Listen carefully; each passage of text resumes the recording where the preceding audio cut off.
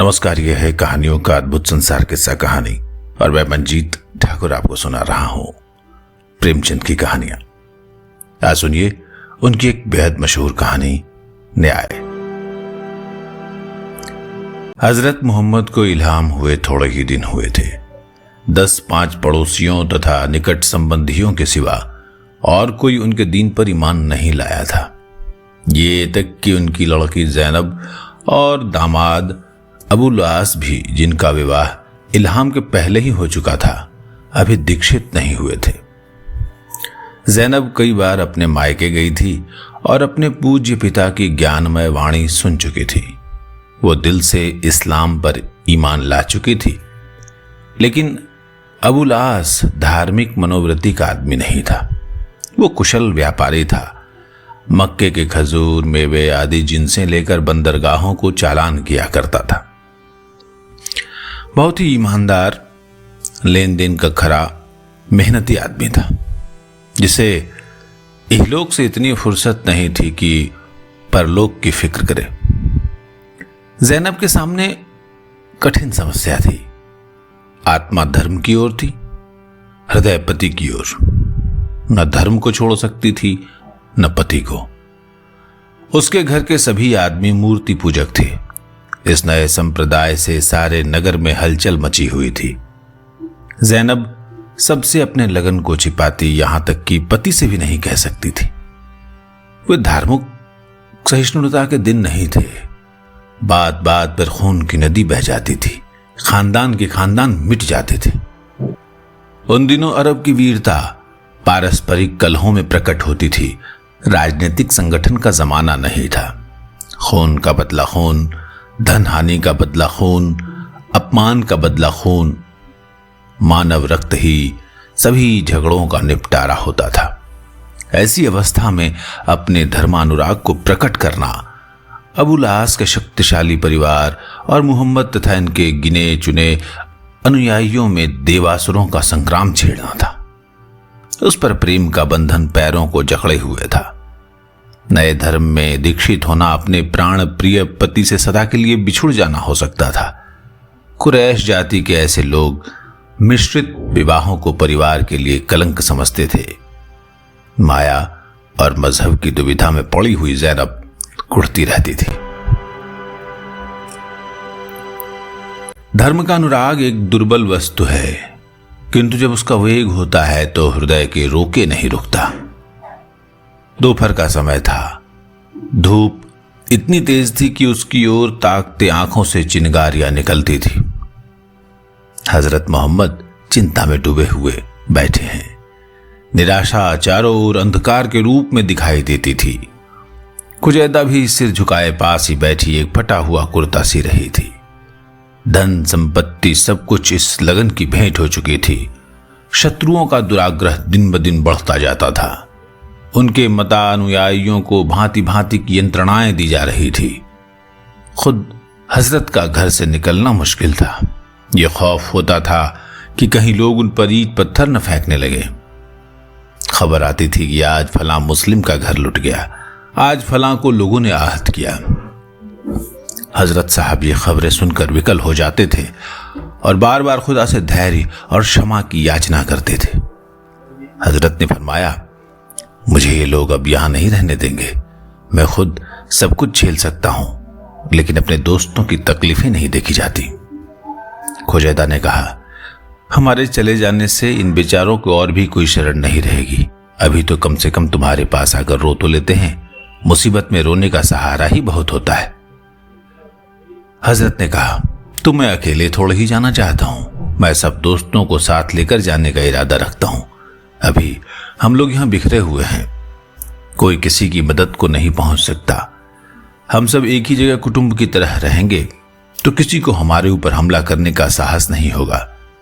हम अपनी मिली हुई शक्ति से बालू को तो ढेर ही हो सकते हैं, जिस पर चढ़ने की किसी की हिम्मत नहीं होगी। सहसा जैनब घर में दाखिल हुई। उसके साथ न कोई आदमी था न आदमजात।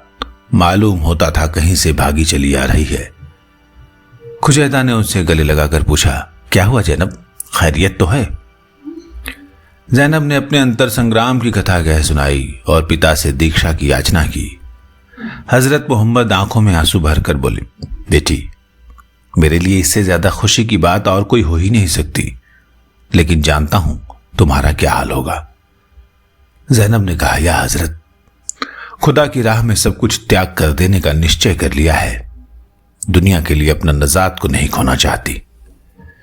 हजरत साहब ने कहा, जैनब, खुदा की राहों में कांटे हैं। जैनब ने कहा, अब्बा जान, लगन को कांटों की परवाह नहीं होती। हजरत साहब ने फिर कहा, ससुराल से नाता टूट जाएगा। जैनब ने कहा, खुदा से नाता जुड़ जाएगा। हजरत ने कहा, और अबुलास? जैनब की आंखों में आंसू टपटपा आए। क्षीण स्वर में बोली, अब्बा जान, उन्होंने इतने दिनों मुझे बांध रखा था, नहीं तो मैं कब की आपकी शरण में आ चुकी होती। मैं जानती हूं उनसे जुदा होकर मैं जिंदा नहीं रह सकूंगी और शायद उनसे भी मेरा वियोग नहीं सहा जाए, पर मुझे विश्वास है कि वो किसी न किसी दिन खुदा पर ईमान लाएंगे और फिर से मुझे उनकी सेवा करने का अवसर मिलेगा। हजरत साहब बोले, बेटी, अबुलास ईमानदार हैं, दयाशील हैं, अच्छा बोलने वाले हैं, लेकिन अहंकार शायद अंत तक उन्हें ईश्वर से विमुख रखे। वो तकदीर को नहीं मानता, रूह को नहीं मानता, स्वर्ग और नरक को नहीं मानता। कहता है, खुदा की जरूरत ही क्या है, हम उससे क्यों डरें? विवेक और बुद्धि की हिदायत हमारे लिए काफी है। ऐसा आदमी खुदा पर ईमान नहीं ला सकता। कुफ्र को तोड़ना आसान है, लेकिन जब वो दर्शन की सूरत पकड़ लेता है तो उस पर किसी का जोर नहीं चलता। जैनब ने दृढ़ स्वर में कहा, या हजरत, आत्मा का उपकार जिसमें हो मुझे वही चाहिए। मैं किसी इंसान को अपने और खुदा के बीच में आने नहीं दूंगी। हजरत ने कहा, खुदा तुझ पर दया करे बेटी, तेरी बातों ने दिल खुश कर दिया। और ये कहकर उन्होंने जैनब को गले से लगा लिया। दूसरे दिन जैनब को यथाविधि या मस्जिद में कलमा पढ़ाया गया। कुरैशियों ने जब यह खबर पाई तो वो जल उठे। गजब खुदा का, इस्लाम ने तो बड़े बड़े घरों पर भी हाथ साफ करना शुरू कर दिया। अगर यही हाल रहा तो धीरे धीरे उसकी शक्ति इतनी बढ़ जाएगी कि हमारे लिए उसका सामना करना कठिन हो जाएगा। अबुलास के घर पर एक बड़ी मजलिस हुई। अबू सुफियान ने, जो इस्लाम के दुश्मनों में सबसे प्रतिष्ठित मनुष्य था, अबुलास से कहा, तुम्हें अपनी बीबी को तलाक देना पड़ेगा। अबुलास ने कहा, हरगिज नहीं। अबू सुफियान ने कहा, तो क्या तुम भी मुसलमान हो जाओगे? अबू आस ने कहा, हरगिज नहीं। अबू सुफियान ने कहा, तो उसे मोहम्मद के घर ही रहना पड़ेगा। अबू आस ने कहा, हरगिज नहीं, आप लोग मुझे आज्ञा दीजिए कि उसे मैं अपने घर ले आऊं। अबू सुफियान ने कहा, हरगिज नहीं। अबू आस ने कहा, क्या यह नहीं हो सकता कि वो मेरे घर में रहकर अपने इच्छा के मुताबिक खुदा की बंदगी कही? अबू सुफियान ने कहा, हरगिज नहीं। अबू आस ने कहा, मेरे कौम मेरे साथ इतनी भी सहानुभूति नहीं करेगी तो फिर आप लोग मुझे समाज से पतित कर दीजिए। मुझे पतित होना मंजूर है। आप लोग और जो सजा देना चाहें वो सब मंजूर है, लेकिन मैं अपनी बीबी को नहीं छोड़ सकता। मैं किसी की धार्मिक स्वाधीनता का अपहरण नहीं करना चाहता, और वो भी अपनी बीबी की। अबू सुफियान ने कहा, कुरैश में क्या और लड़कियां नहीं है? अबू आस ने कहा, जैनब जैसी कोई नहीं है। अबू सुफियान ने कहा, हम ऐसी लड़कियां बता सकते हैं जो चांद को शर्मा दें। अबू आस ने कहा, मैं सौंदर्य का उपासक नहीं हूं। अबू सुफियान ने कहा, मैं ऐसी लड़कियां दे सकता हूं जो गृह प्रबंध में निपुण हो, बातें ऐसी करें कि मुंह से फूल झड़े, खाना ऐसा पकाएं कि बीमार को भी अच्छा लगे, सोने पिरोने में इतनी कुशल कि पुराने कपड़े को सीकर नया कर दें। अबू आस ने कहा, मैं इन गुणों में से किसी गुण का भी उपासक नहीं हूं। मैं प्रेम और केवल प्रेम का उपासक हूं, और मुझे भरोसा है कि जैनब जैसा प्रेम मुझे सारी दुनिया में कहीं नहीं मिल सकता। अबू सुफियान ने कहा, प्रेम होता तो तुम्हें छोड़कर ये बेवफाई करती। अबू आस ने कहा, मैं नहीं चाहता कि मेरे लिए वो अपने आत्म स्वातंत्र का त्याग करे। अबू सुफियान ने कहा, इसका मतलब यह है कि तुम समाज के विरोधी रहकर रहना चाहते हो? आंखों की कसम, समाज तुम्हें अपने ऊपर यह अत्याचार नहीं करने दिया, इसलिए मैं कह देता हूं कि तुम रोओगे। अबू सुफियान और उसकी टोली के लोग तो धमकियां देकर उधर गए। इधर अबुल आस ने लकड़ी संभाली और हजरत मोहम्मद के घर जा पहुंचे। शाम हो गई थी। हजरत दरवाजे पर अपनी मुरीदों के साथ मगरिब की नमाज पढ़ रहे थे। अबुल आस ने उन्हें सलाम किया और जब तक नमाज होती रही गौर से देखते रहे। जमात का एक साथ उठना, बैठना और झुकना, ये देखकर उनके मन में श्रद्धा की तरंगे उठने लगी। उन्हें मालूम न होता था कि मैं क्या कर रहा हूं, पर अज्ञात भाव से वो जमात के साथ बैठते, झुकते और खड़े हो जाते थे। वहां एक एक परमाणु इस समय ईश्वरमय हो रहा था। एक क्षण के लिए भी अबुल आस भी उसी अंतर प्रवाह में बह गए। जब नमाज खत्म हुई और लोग सिधारे, अबुल आस ने हजरत के पास जाकर सलाम किया और कहा, मैं ज़ैनब को विदा कराने आया हूं। हजरत ने विस्मित होकर पूछा, तुम्हें नहीं मालूम कि वो खुदा और उसके रसूल पर ईमान ला चुकी है? अबुल आस ने कहा, जी हां, मालूम है। हजरत ने कहा, इस्लाम ऐसे संबंधों का निषेध करता है, ये भी तुम्हें मालूम है? अबुल आस ने कहा कि क्या इसका मतलब यह है कि ज़ैनब ने मुझे तलाक दे दिया? हजरत ने कहा, अगर यही मतलब हो तो? अबुल आस ने कहा, तो कुछ नहीं, ज़ैनब का अपने खुदा और रसूल की बंदगी मुबारक हो। मैं एक बार उससे मिलकर घर चला जाऊंगा और फिर आपको अपनी सूरत कभी नहीं दिखाऊंगा। लेकिन उस दशा में अगर कुरैशी जाति आपसे लड़ने को तैयार हो जाए तो इसका इल्जाम मुझ पर नहीं होगा। हजरत ने कहा, कुरैश से इस वक्त नहीं लड़ना चाहता। अबुल आस ने कहा, तो ज़ैनब को मेरे साथ जाने दीजिए। उस हालत में कुरैश के क्रोध का भाजन मैं होऊंगा, आप और आपके मुरीदों पर कोई आफत नहीं आएगी। हजरत ने कहा, तुम दबाव में आकर ज़ैनब को खुदा की तरफ से फेरने की कोशिश तो नहीं करोगे? अबुल आस ने कहा, मैं किसी के मजहब में बाधा डालना सर्वथा अमानुषीय समझता हूं। हजरत ने कहा, तुम्हें लोग ज़ैनब को तलाक देने पर तो मजबूर नहीं करेंगे? अबुल आस ने कहा, मैं ज़ैनब को तलाक देने से पहले जिंदगी को तलाक दे दूंगा। हजरत साहब को अबुल आस की बातों से इत्मीनान हो गया। वो आस की इज्जत करते थे। आस को हरम में ज़ैनब से मिलने का मौका दिया गया। आस ने पूछा, ज़ैनब, मैं तुम्हें अपने साथ ले जाने आया हूं। धर्म के बदलने से कहीं मन तो नहीं बदल गया? ज़ैनब रोती हुई उनके पैरों पर गिर पड़ी और बोली, या मेरे आका, धर्म बार बार मिलता है, हृदय केवल एक बार। मैं आपकी हूं, चाहे जहां रहूं, लेकिन समाज मुझे आपकी सेवा में रहने देगा? आस ने कहा, यदि समाज नहीं रहने देगा तो मैं समाज से निकल जाऊंगा। दुनिया में आराम से जीवन बिताने के लिए बहुत से स्थान हैं। रहा मैं, तुम जानती हो, मैं धार्मिक स्वाधीनता का पक्षपाती हूं। मैं तुम्हारे धार्मिक विषयों में कभी हस्तक्षेप नहीं करूंगा। ज़ैनब चली तो खुदा ने रोते हुए उसे यमन के लालों का एक बहुमूल्य हार विदाई में दिया। इस्लाम पर विधर्मियों के अत्याचार दिन ब दिन बढ़ने लगे।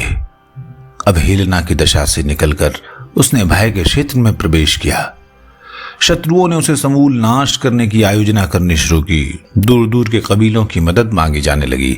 इस्लाम में इतनी शक्ति नहीं थी कि वो शस्त्र बल से विरोधियों को दबा सके। हजरत मोहम्मद ने मक्का छोड़कर कहीं और चले जाने का निश्चय किया। मक्के में मुस्लिमों के घर सारे शहर में बिखरे हुए थे। एक की मदद के लिए दूसरा मुसलमान पहुंच नहीं सकता था। हजरत साहब किसी ऐसी जगह आबाद होना चाहते थे जहां सब मिले हुए रहें और शत्रुओं के संगठित शक्ति का प्रतिकार कर सकें। भक्तजन उनके साथ हुए और एक दिन मुस्लिमों ने मक्के से मदीने को प्रस्थान किया। यही हिजरत थी। मदीने पहुंचकर मुसलमानों में एक नई शक्ति, नई स्फूर्ति का उदय हुआ। वो निश्चंक होकर अपने धर्म का पालन करने लगे। अब पड़ोसियों से दबने और छिपने की जरूरत नहीं थी।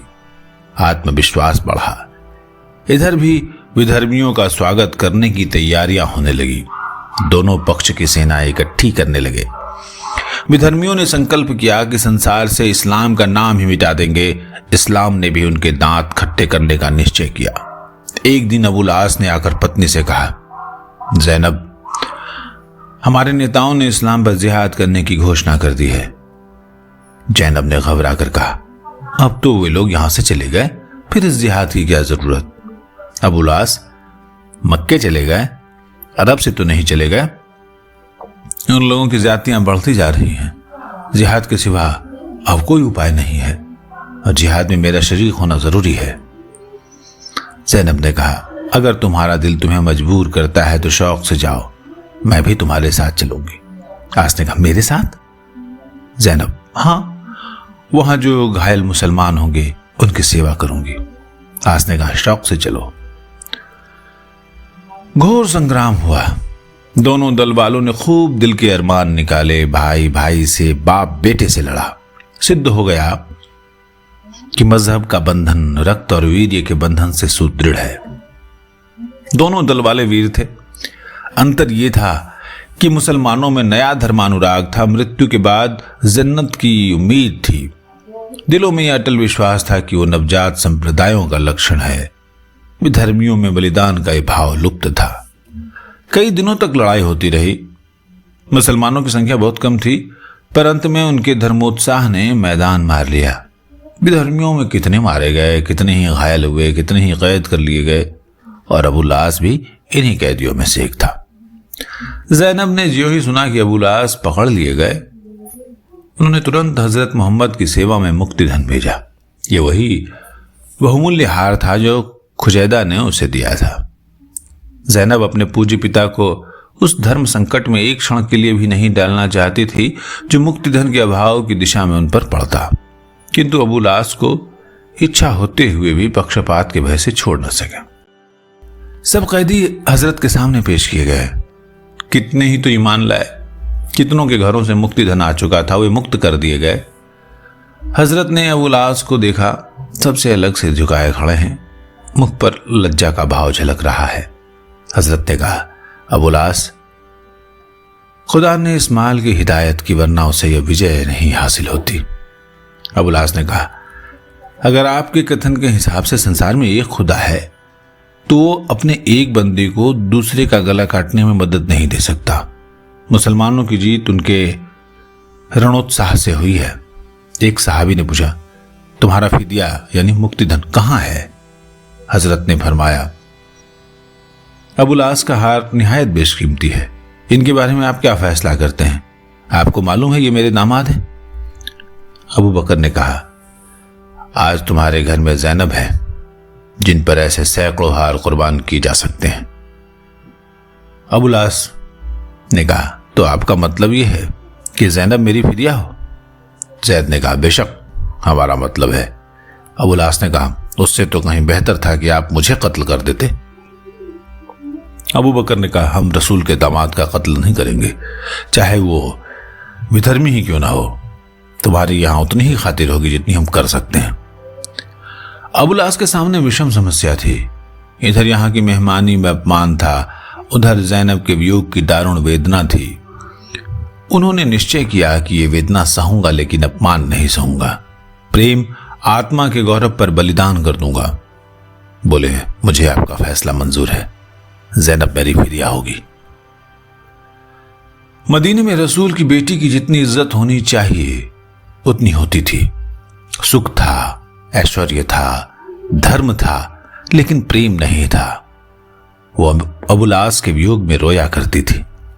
3 वर्ष 3 युगों की भांति बीते, अबू लास के दर्शन नहीं हुए।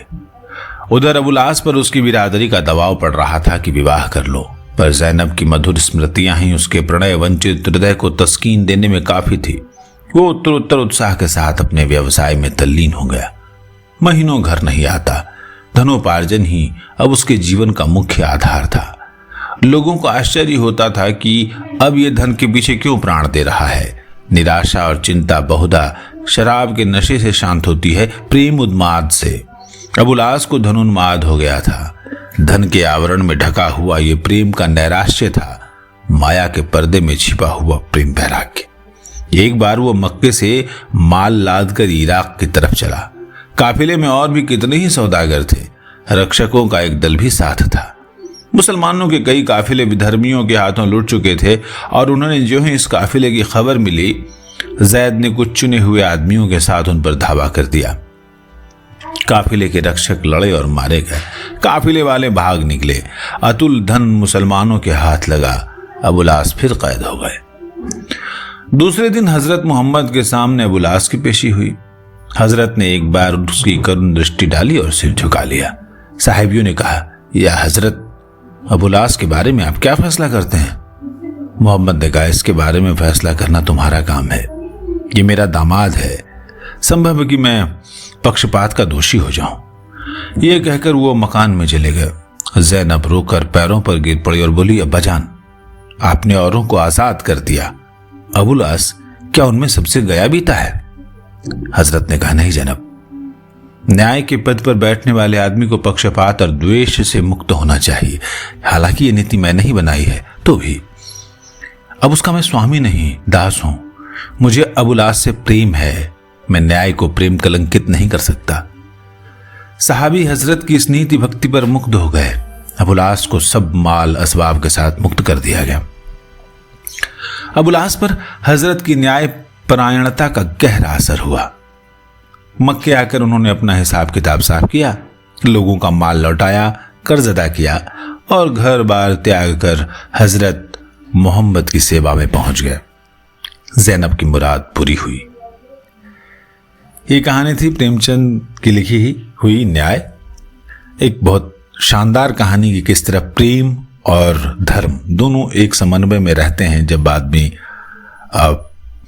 सही राह पर चलने की कोशिश करता है। आपको कहानी अच्छी लगी हो तो लाइक, कमेंट, शेयर करके अपना प्रेम बताएं और इस चैनल किस्सा कहानी को सब्सक्राइब करें। आवाज आप सुन रहे थे मंजीत ठाकुर की। नमस्कार।